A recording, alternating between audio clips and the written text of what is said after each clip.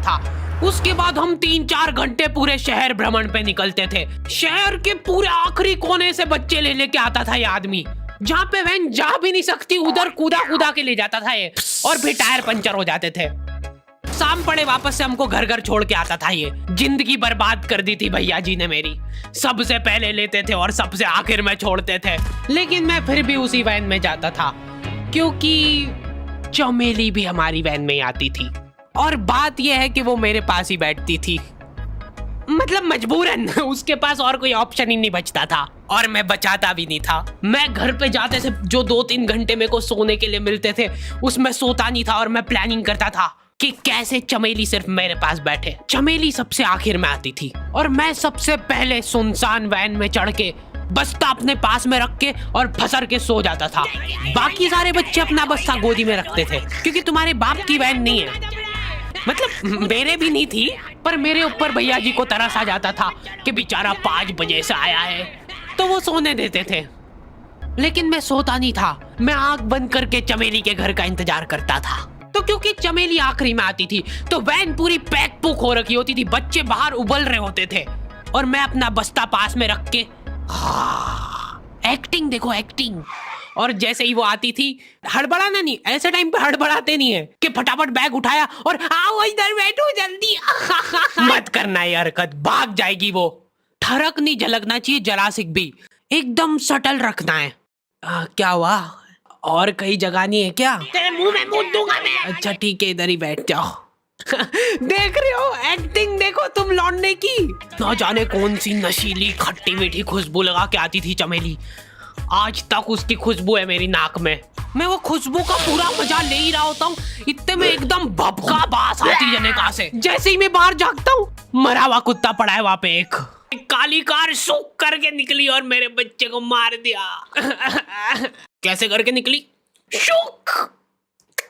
ऐसे नहीं निकली थी, मैं यहीं पे खड़ा था, वो कार आ रही थी, और जैसे ही वो बच्चा नीचे आया तब वो खड़ा, वो बच्चा चिल्लाया और फिर कार करके भाग गई। उधर कुछ बच्चे ऑटो रिक्शा से भी आते थे स्कूल।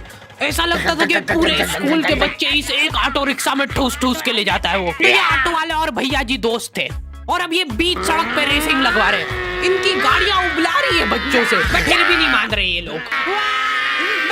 नहीं जीतूंगा। स्कूल जाके वो पीछे मुलट के देख रहा है तो एक बच्चा नहीं बचा उसके ऑटो रिक्शा में। हमारे भैया जी बेचारे पीछे से उनके गिरे हुए बच्चों को उठा उठा के ला रहे थे। ये सब हरकतें करके हम लोग जैसे तैसे कैद खाना पहुंच जाते हैं।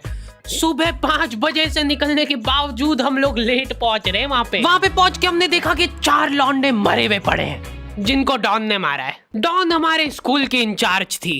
डॉन का कद छोटा था और पेट मोटा था, और आश्चर्य की बात यह है कि समय के साथ उसकी हाइट कम हो रही थी। मतलब बड़े नहीं बड़े वो चलता एक बार को, पर इसकी कम हो रही थी।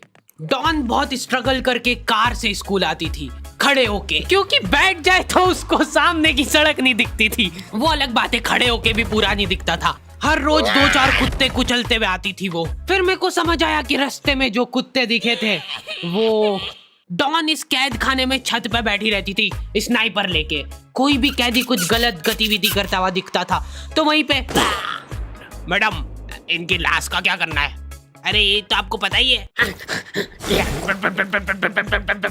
कहाँ रह गए थे यार झमू दीदी, फटाफट ये खून वून साफ करो।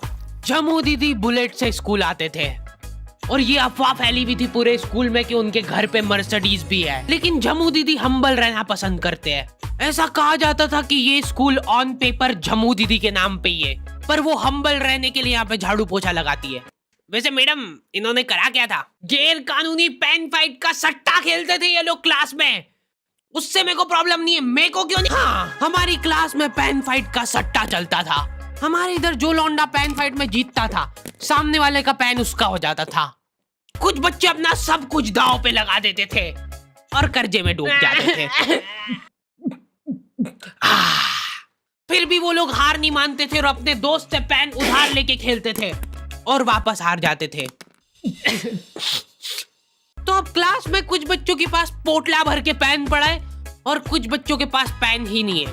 पेन इस कैद खाने की करेंसी थी। जिसके पास जितने महंगे पेन वो उतना रईस। यहाँ पे ब्लैक में पेन इधर उधर होते थे। नॉर्मल लोगों के पास होते थे 5 रुपए वाले जीफी जेल, जो कि तुम एक पन्ने पे लिखोगे तो पीछे 10 पन्ने तक छप जाएगा। और उनसे भी गए बीते लोग होते थे जो 3 रुपए वाला यूज एंड थ्रो लेके आते थे, और उससे भी उनकी अच्छी राइटिंग आ जाती थी। बहुत चिढ़ मचती थी यार मैं कौन से। और कुछ चुनिंदा रईस लोग होते थे जिनके पास होता था ट्राइमैक्स। हर बच्चे का सपना होता था कि उसके पास एक ट्राइमैक्स हो, साथ में आसपास 2-4 लड़कियां हो। मेरे को प्लीज मेरे को यहाँ पे ऑटोग्राफ दे दो। ये लो ट्राइमैक्स की इंक है ये। ट्राइमैक्स क्या बात कर रही है, सही में एकदम रईस लोग ही अफोर्ड कर पाते थे ट्राइमैक्स। वो बाबड़े भी एक एक अक्षर लिख के रिफिल खोल के देखते थे। खाली हो रही है तो एक बार एक रईस बच्चे का ट्राइमैक्स चोरी हो गया। पूरे स्कूल में हाहू मच गई थी। वो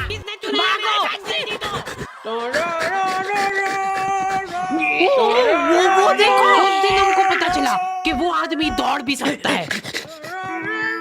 हमारे स्कूल में कुछ भी कांड हो रहा है, ये आदमी सबसे पहले दौड़ के आएगा, पूरा बैग खोल चोर, और बच्चों के बैग चेक करेगा। स्कूल वालों को भी इसकी सैलरी देते वक्त सबसे ज्यादा आखरती है। सैलरी किस चीज की?